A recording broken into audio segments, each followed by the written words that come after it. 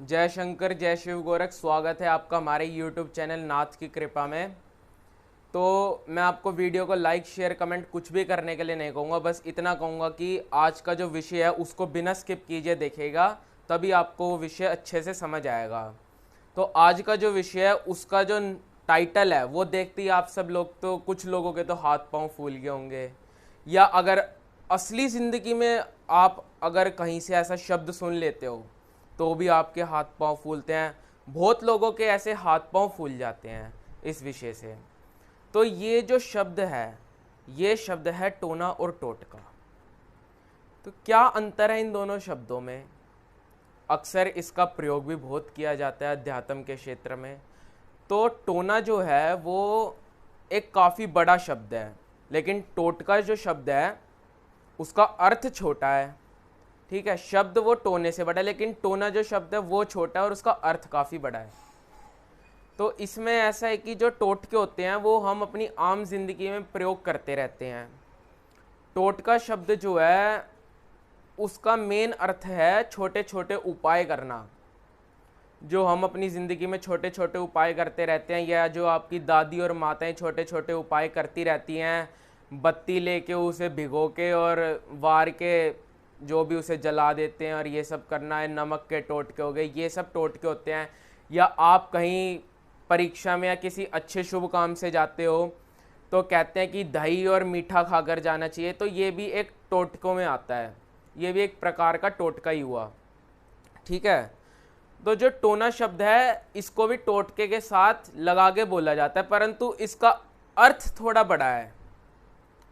टोना शब्द जो है उसका जो मतलब है वो है कि किसी भी कार्य को, किसी आध्यात्मिक, किसी धार्मिक, किसी तांत्रिक कार्य को सही समय, सही जगह पे, जप, इन सब चीज़ों के साथ निर्धारित समय स्थान पर निर्धारित जप के साथ प्रयोग करना चीज़ों का।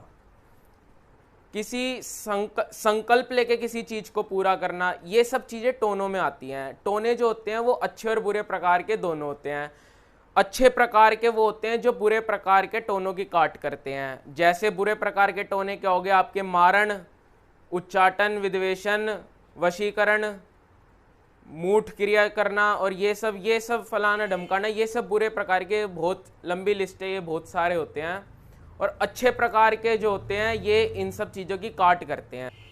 तो टोने इन दो प्रकार के होते हैं। ये जो टोना करा जाता है किसी के ऊपर, ये आपसी दुश्मनी के लिए ज़्यादातर लोग करते हैं, जैसा कि आप सबको पता ही है। ज़्यादातर जब आपको पता चलता होगा कि बहुत लोगों के ऊपर आजकल टोना होता है, तो उन लोगों को जब पता चलता होगा कि टोना करा किसने है, तो वो लोग खुद हैरान हो जाते होंगे कि उनका खुद के अपनों ने उनके ऊपर टोना कर दिया आपसी दुश्मनी में। जो बंदा सामने से आपसे, जो आपका शत्रु आपसे सामने से नहीं लड़ सकता ना, वो आप पर ज़रूर इस चीज़ का प्रयोग करवाता है, टोनों का।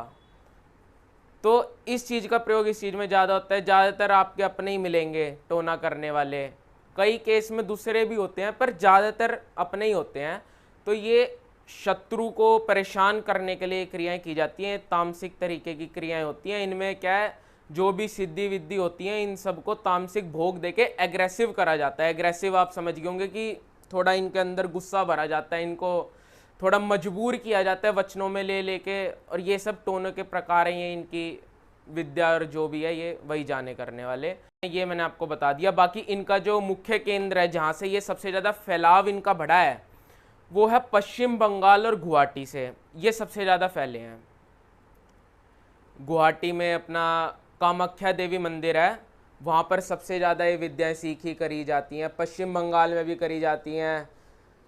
ठीक है, कई कई प्रकार के टोने टोटके होते हैं आजकल लोग करते हैं एक दूसरे पे। तो टोटके जो होते हैं छोटे उपाय होते हैं, टोना जो होते हैं बड़े लेवल का होता है। इसमें पूरा अपना समय दे के, अपना पूरा निर्धारित करके सब कुछ फिर टोना करा जाता है। तो लेकिन इसका जो नुकसान, इसकी जो भरपाई है ये बहुत भारी होती है।